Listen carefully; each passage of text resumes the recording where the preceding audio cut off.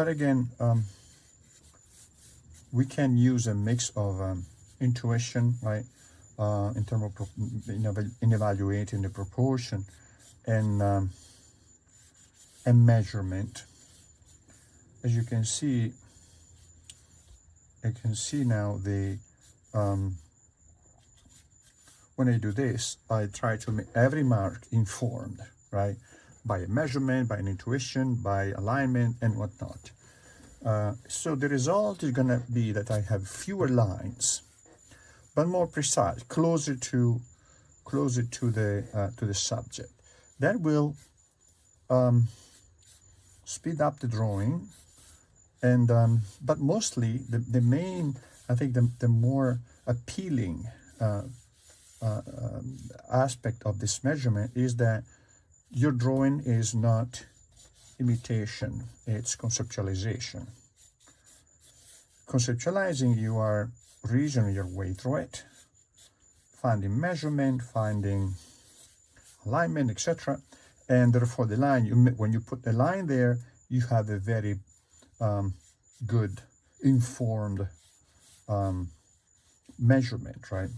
Or you have an idea where that part of the body should be positioned in relation to the other parts of the body, giving us harmony between the parts. So now, because I draw one part of the body only after I have related to other parts of the body. So this is now, I see this is the costal arch, see that costal arch here, and you see how this, the end of the costal arch, at the end of the costal arch laterally, I have a change of profile. That makes sense. Here, now this is a little bit trickier to see, right? But this goes equally that way, but clearly now this part in here is going to be compressed. The ribcage is going to be compressed. So it's difficult to see, so I'm not going to speculate too much about the position at the end of the ribcage because it's difficult to find. But what I want to do, I want to see how much space do I have between this margin of the rectus abdominis and the profile of the figure, the external oblique. Then same thing here. This is narrow. I see that here like this. The other thing I want to notice is that this upper half, where I have the change of angle, see that? This is smaller than this, right? This is more open like this, and this is more like a shield, right? See that? Now here I have the linea alba, I have the inguinal ligament, and so on. So the nose is here, hair is here. Now I'm going to look at the space between the parts. I'm going to between the parts of the face. So the nose is going to be coming down vertically. See, this is vertical, right? It's vertical from here, very close to the profile, down straight like this. This goes out now, up and down like this. That's the eye.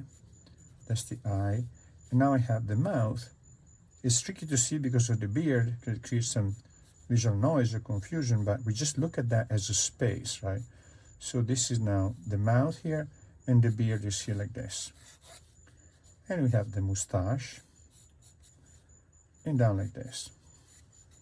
So you can find the original of this image in Andrea's Patreon site, and he is a very, very good model, and is an artist too. So his poses reflect quite a high level, a cultural level that Andrea has. He's also a photographer, but he's a very learned and informed artist, and he loves what he does. So you're gonna find beautiful poses, beautiful poses.